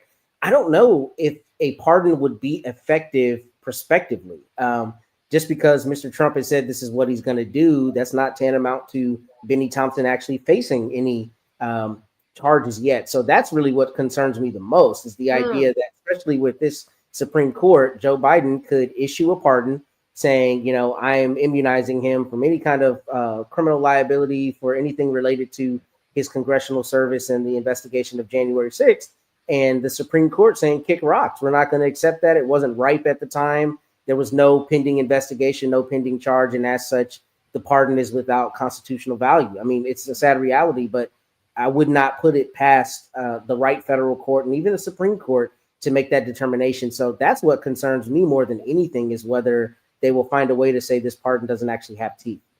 So, you know what, here's what's interesting, Matt, two things that I'm thinking about. And that is that if the president puts it on record, that is something that can be used in a court filing, or that when it actually happens, that somehow that court filing, you know, will be attached to the record, or President Biden, somebody from a former administration, become a part of the brief in some way to say that we are supporting this. But you're right. It's not right, because when you pardon someone or when you commute someone's sentence, there's something already on the book that a conviction has taken place. That is a very, very good point. But I do see there's value in putting on record that this is someone that has served his community well, and of course, should be free in the community. Candace, the only time we've seen it, oh, sorry. No, go ahead, please, Rebecca. I was going to say the only time we've seen this actually work was like on Scandal. We've only seen this happen. Right. Where you can have that preemptive pardon. Because Matt's right. Like, it gets us into some really gray and weird legal theory. It's kind of weird. I don't think there's precedence for something like that. Yeah. Well, because, you know, there's not precedent for something like President-elect Donald Trump in terms of doing something like this. But Matt, what were you going to say in response? Well, I was just going to say that what concerns me especially is the idea that, you know, I think the guardrails that we think used to be there, or that we used to think were there, and that is just people actually doing what has customarily been done in terms of honoring tradition and honoring, quote, the rule of law. We know that that has all gone by the wayside, right? Because now we're in this weird bizarro world where it's whatever we want it to be now at this time, if we want it to be that. Who cares what it was before? I'm telling you that to say, you would think that as a matter of course, if the sitting president pardoned someone, even preemptively, that you would honor that preemptive pardon. But we don't exist in that reality anymore. And unfortunately, I think that means that even if they do get him and Liz Cheney get a pardon, it's not impossible that the Trump Justice Department is arguing in front of the Supreme Court, or rather the Solicitor General arguing, saying the president at the time did not, you know, the president didn't have the authority to give a preemptive pardon, therefore it shouldn't be honored now. I mean, that's concerning, and I don't mean to be like dystopian in my view, but frankly, that's where we're trending. And that's what concerns me, is that we don't have those guardrails anymore that we at least used to believe were there. Here's a question I want to open up to the floor, and I'm going to start with you, Michael. What if President Biden pardons Trump himself? You know, would that be some type of currency when we talk about what might be expected of him when he goes into office?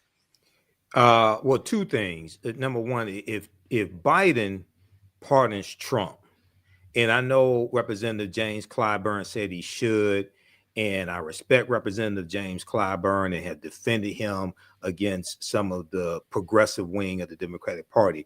But that's dumb as hell. No, he should not pardon Donald Trump. Donald Trump is incited the insurrection. Donald Trump tried to overthrow the government. He sent domestic terrorists to the U.S. Capitol to stop a bicameral session that's mandated by the U.S. Constitution so he could stay in power. And then he sat there for 187 minutes, as the January 6th Commission tells us. He sat there for 187 minutes at the White House and watched it and didn't do a damn thing. Hell no, he should not pardon Donald Trump. Okay, number one. Number two, and if he did, it's stupid. Now, if Gerald Ford had not have given a pardon to Richard Nixon, many presidential historians, many people who know a lot more about this than I think that would have been a deterrent to Donald Trump. Okay, Gerald Ford gave a pardon to Richard Nixon to heal for the betterment of the country, to heal the country. Sometimes you got to throw people's asses in jail, period. Okay, and Donald Trump is one of them. That's not going to heal anything. All that's going to do is tell the next wannabe dictator, oh, I can get away with this and I can do even more. Secondly, Representative Benny Thompson is absolutely correct to try to accept a presidential pardon. Okay, now whether the Supreme Court wants to accept it or not, we'll deal with that later. But Benny Thompson not only headed up the January 6th committee, but also he was part of a civil lawsuit against Donald Trump, Rudy Giuliani, and some others involved in the January 6th insurrection using the Ku Klux Klan Act of 1871, which came about during the Reconstruction era, which was designed to target Klans members and others who were attacking African-American elected officials, African-American voters, and white Republican elected officials in the South. Okay, that law is still on the books. So there's a lot of animosity that the traitor-in-chief, this wannabe dictator Donald Trump has against these people, including Benny Thompson. So Benny Thompson, I don't blame him for wanting to take a presidential pardon. Sure. Listen, Rebecca, Matt has spoken. He has said, listen, legally, this could indeed happen. Everything is in place. Is there value in a quid pro quo like this in Biden pardoning Trump in an effort to try to save all the people who have been on the January 6th committee, any of the people who have been on his staff, and anybody related that could potentially go down? The Supreme Court said the president can do whatever he or she wants. So if Trump wants to be pardoned, then pardon himself then. Because according to the Supreme Court, he might be able to do that. That solves that. This has nothing to do with Biden. Like, once again, I think this is where the public gets extremely frustrated with Democrats. Why? Why would you waste? Like, there are so many other people that ought to be pardoned. Why? I don't even understand why Clyburn would even go there. It does not make sense. There are other things to champion, and Trump ain't it. Yeah, but you know, in your world, as you know, just politically speaking, we never know what's going on behind closed doors either. We know what we're getting in terms of sound bites of the media and what we think might be going on, but there might be something we just can't even see and don't even know, because it is strange that Clyburn would come forth and say that, because that makes no sense. As you said, the Supreme Court has spoken, and that he has just powers beyond our imagination, and he's going to take advantage of all of them. You know, I will say there are some people in Washington who are scared. What happened? What does it look like in a second Trump administration where there are no guardrails? There is no sense of normalcy, especially with the potential head of DOJ having access to all those DOJ files. There are a lot of people in Washington in power who got a file. So yeah, we're going to see some strange things and some strange bedfellows, and seeing some strange advocates of some very strange things in the next few weeks. Matt, are you Camp Rebecca? It doesn't matter. Trump's going to do what he wants to do because the highest court in the nation has already spoken on his behalf.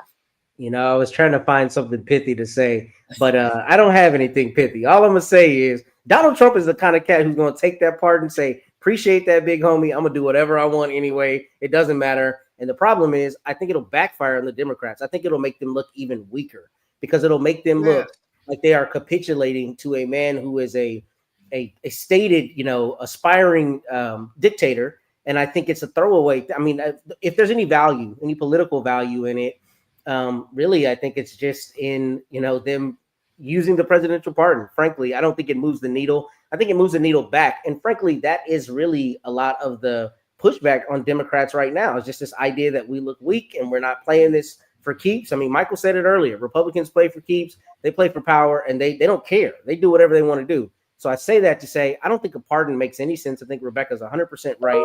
And I also don't think it advances the Democrats' cause in any way. It just makes them look weak. It almost looks like we're giving, this Pyrrhic victory to a dictator who's going to take it anyway. So I don't see why we would ever do that. I don't think it makes any sense to do that.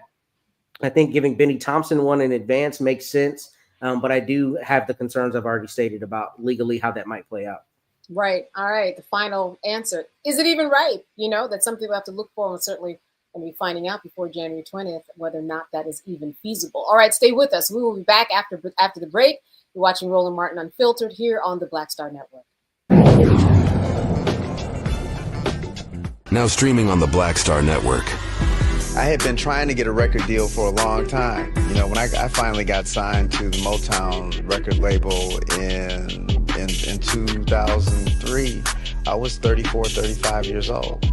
And up until that time, I had been trying to get record deals the traditional way. You know, you record your demo, you record your music, and you send it, you know, to the record labels, or maybe somebody, a friend of a friend, knows somebody that works for, you know, the record label. And really, chemistry was, that was my last ditch effort at being in the music business. How long have you been trying? I've been trying since I was a teenager. Wow. And you know, and I'm grateful that it didn't. I'm grateful that it happened when it happened, because I wasn't prepared, you know, as a teenager to embrace all that comes with a career in the music industry.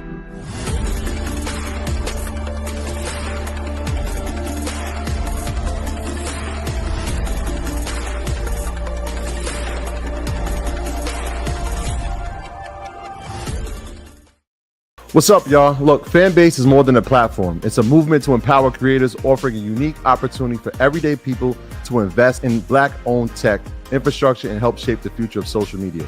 Investing in technology is essential for creating long-term wealth and influence in the digital age. The Black community must not only consume tech, we must own it. Discover how equity crowdfunding can serve as a powerful tool for funding Black businesses, allowing entrepreneurs to raise capital directly through their community through the Jobs Act.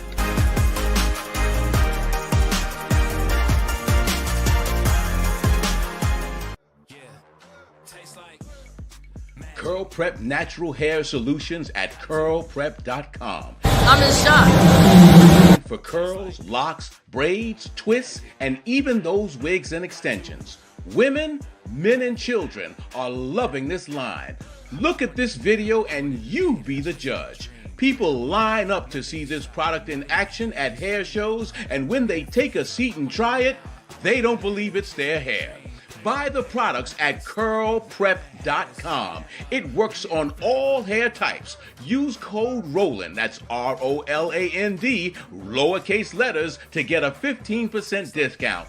Parents, remove the ouch. You will love this system because you can comb the product through your child's hair with your fingers. It's all at curlprep.com. Use code ROLAND, lowercase letters, to get a 15% discount.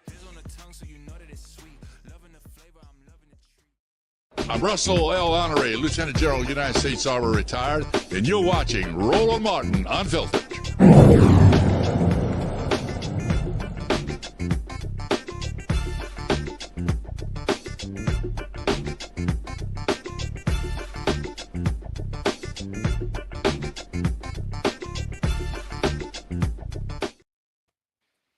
All right, so we've talked about police departments and DEIs and representatives in Congress possibly looking for a pardon. We're going to end on a little bit of a lighter note now.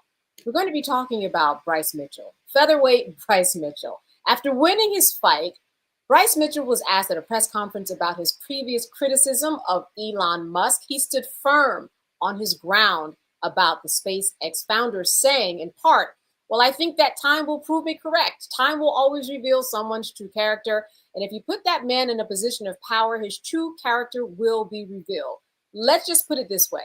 He has all of the money in the country. He's the wealthiest man in the country, and he wasted it on effing rockets. But he said the word, man. Think about it, dude. He could actually help people with that money, but he doesn't give a shit about you. He's got all the money in the world to help you. It'd be a penny to him, and you would never have to work again. He doesn't give a shit about you, though. He wants to waste it on rockets and waste it on all of these cars that suck. Time will reveal the character of that man, and the more he gets under the spotlight, you can't fake it forever. His character will be revealed, and you mark my words, it will be seen that he is a rat bastard. You know, if I had all that money, I would like to think that I would help people more than he does. Michael, you know, I think he's speaking a lot of what people are thinking, looking at Elon Musk right now, spending so much time with Trump, finding his way into these positions of power that he probably will get. But with all that money, a lot of good he could be doing that really is better than making cars or making rockets, trying to figure out what's going here on Earth. How about starting there? Well, Elon Musk, by way of South Africa, by way of white Afrikaners, okay? Elon Musk, we know, is a white supremacist. And also, when not only that, but the policies that Elon Musk is going to push for are going to hurt many of the very white people who voted for Donald Trump because he thought he was their last hope. If you go back to an article from 2017 from the Atlantic.com, which dealt with an analysis of the 2016 election, they said that the uneducated working class white people voted for Donald Trump, not because of economic issues, but because of cultural anxiety. They feared the browning of America. They feared that by 2043, white people would no longer be the majority population in this country. Well, and this year we saw turnout for white people increase, and it was at 74%. Turnout of white people registered to vote, 74%. So the cuts that Elon Musk and the brown supremacists, Vivek Ramaswamy, don't want to put in place, they want to cut $2 trillion from federal spending. Okay, it's going to hurt a lot of white people. Cutting Medicaid, Medicare, cutting Social Security, things of this nature, but at the same time want to give tax cuts, extend the Trump tax cuts, and give more tax cuts to the wealthy. So Bryce Mitchell is absolutely correct, and I can't stress this enough. I mean, I hear African Americans say we've been voting for Democrats for decades, haven't gotten anything, things like this. You haven't done a proper analysis of what has happened. And one of the biggest problems is that we go through a four years of progress and then get 8 years of backlash. Go through 8 years of progress, get 8 years of backlash. Okay, and don't understand how to protect gains that have been made and stop these threats when they rise up, because they're going to continue to happen. Yeah, Rebecca, it's funny listening to Bryce Mitchell. It's a language that I think a lot of people appreciate and understand. It's not sugar-coated. It's to the point. Yes, this is the man that said gravity does not exist. That's for another time. But what he said here, I think relates, and a lot of people can relate to. I mean, unfortunately, with the gravity thing, I was actually going to mention that. I think that's the state of our education system in this country. When people can say that and I actually believe it, and not understanding just the basic things a 5-year-old understands. But it's an indictment against our education system. Look, I'm not against anybody firing off at reject Lex Luthor. Elon Musk is a menace. So, I mean, it's really, I appreciate us ending on a light note, because we've been talking about white supremacy, right, and what's going to happen over the next 4 years. So it's always great to end on a higher note, especially in our turn up hour. Get those like buttons up. I noticed we're still haven't hit 1,000 yet. Exactly. And you know what? You make a really good point, and that is that it's the culture that we live in. We've given mediums platforms for people to speak and say anything. And we're in a culture where if it's out there and being said on our handheld, you've got an audience that's going to believe you about gravity, believe you about Elon Musk, believe you about anything, because it's just kind of the equalizer, social media and the way that we deal with media at this point. Absolutely. All right. So Michael, what do you think about his words? I'm sorry, Matt, what do you think about his words? Well, the first thing I want to say, Candace, is you are the consummate professional, because you enunciated every single letter in every one of them curse words, and I appreciate it. Appreciate it, Candace. See, that was my education that Rebecca was talking about. Commitment to excellence, my sister. But, I do think that his words are well taken. And I think, this is a thing that is emblematic of this insane rhetoric we have in this country, where capitalism is so unfettered that people absorb and gravitate to a guy like Elon Musk because of their own aspirations to be an Elon Musk, rather than their appraisal of him as the problem that he is. And, you know, when we talk about hyper ultra wealth like that, I mean, that is a sickness, right? That's a sign of a diseased society where we're struggling, you know, literally. Brian, what was his name? Thompson was a murder, right? Mitchell. Because of healthcare system. Thompson, and you have people who are applauding that. And even though I don't personally think morally we should be applauding murder, I get the sentiment insofar as insurance companies and healthcare companies run roughshod over your average American, and people have very, very, very strong feelings about that. I say that to say that is emblematic of hyper wealth and the fact that in this country, somebody like Elon Musk, an individual, can own, you know, probably 100 times the GDP of small countries from around the world. That's an absurd notion if you think about it. So I think it's well stated to say, like, this guy's playing in space and we got people who are struggling to make it, you know, that's abhorrent. I think you can be wealthy without it being so hyper focused that other people are struggling in the way that they are. So I appreciate that somebody with his platform says that, irrespective of some of his comments about gravity. I like the idea that he feels a moral imperative to say that, because honestly, we need to hear that more from people who have that kind of bullhorn. When people have a bullhorn like that, I think they've got a moral duty to speak out about things that are righteous. And I think that is a righteous position. Now, Rebecca, do you think that Elon Musk is going to find his way into a permanent position inside of the White House cabinet, White House, executive staff, somewhere in there? Are we going to see this play out? We've heard about some contention in the headlines that Musk just won't leave, and that Trump is hoping he will go away a little bit because he's overstaying his stay. What is Trump going to do? Like, Elon Musk has made billions of dollars since the election. Trump has also promised to roll back certain regulations to really, what's he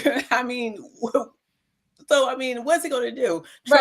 Trump, you have the world's richest man who has unfettered power. He has Starlink. He has all these other things. He has no bid contracts with the Department of Defense, not just in the United States, but with different securities all across different governmental securities all across the globe. Who's going to stop him? And that's the problem. Unfortunately, the genie's out of the bottle. There's nothing that Trump could do to stop Elon Musk at this point. Yeah. So listen, as we close, I just want to mention something that Matt Manning mentioned maybe once, twice, perhaps 3 times, and that is his federal case. I'm going to give you a minute, brother, to talk a little bit about your win today. Can you just walk us through in the last, 60 seconds that we have, this win in federal court, which we, the reason why I want to do this is because in the context of what we know about the justice system and the courts and who's arguing for people in the name of the righteous, you were someone who went and won. What were you arguing, my friend? Well, thank you for the platform. Obviously, I'm bragging a little bit, but I'm really very pleased with the outcome. But basically, the crux of it is I got appointed to represent an 83-year-old woman who was arrested at a commissioner's court meeting, which is in Texas, a commissioner's court is like your county council. So, the body that would decide whether they're going to put stop signs on your roads, that kind of stuff. She got arrested after submitting a petition. The current county judge did not like that petition. It didn't go with his political ideas. And he basically threatened her, said, hey, if you keep talking, I'm going to hold you in contempt. He did hold her in contempt. She was held out in the rain for several hours before being booked into the jail and ultimately released. So when I got appointed, the judge allowed me to amend her pleadings because she was actually representing herself and doing a fantastic job. I amended her pleadings. We won at the district court and we went up to the 5th Circuit. And the reason this is such a momentous win, besides being my first time arguing at the 5th Circuit, is because the law that we argued has been on the books since 1876, I believe, but it's never been litigated ever in the history of the state of Texas. So it was really an extraordinary opportunity for us to not only make the law, but to do the righteous thing, because she got arrested literally submitting a petition to try to force a vote on millions of dollars of debt that the county was trying to saddle the people in that community with. And she stood up and said, I'm not going to let you do that. She got a petition. She got the requisite support, had more than enough votes, but they didn't want to honor that ability to petition the government. And so she attempted to vindicate her rights and did. So there's still some procedural stuff that may happen. There may be some rehearings. They may, try to appeal it up to the Supreme Court. But this is a very big win for us because, a lot of times judges have unchecked power, and it's really a good thing to say, look, at at least in some instances, the court's going to do the right thing, and they're going to not allow you to run roughshod over the people's rights. So that's why we're so very pleased by the outcome. Wow, amazing. Listen, she stood up, then you stood up for her. Congratulations on that. Thank you very much. All right.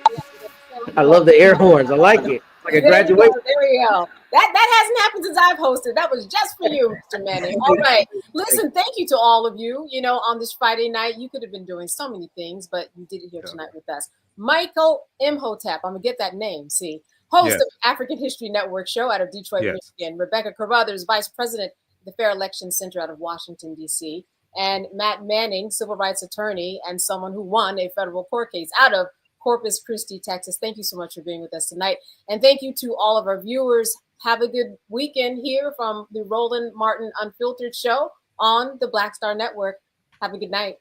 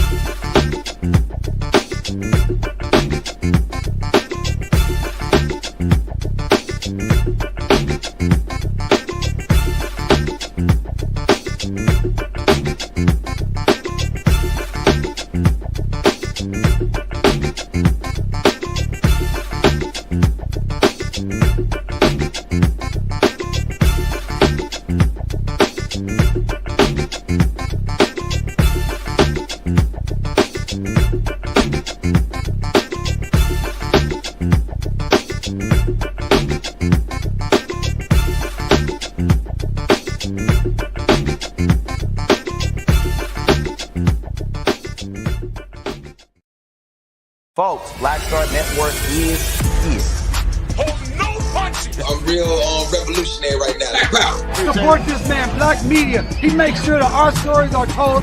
Thank you for being the voice of Black America, Roland. Stay black. I love y'all. All momentum we have now, we have to keep this going. The video looks phenomenal. See, this difference between Black Star Network and Black-owned media and something like CNN. You can't be Black-owned media and be scared. It's time to be smart. Bring your eyeballs home. You dig?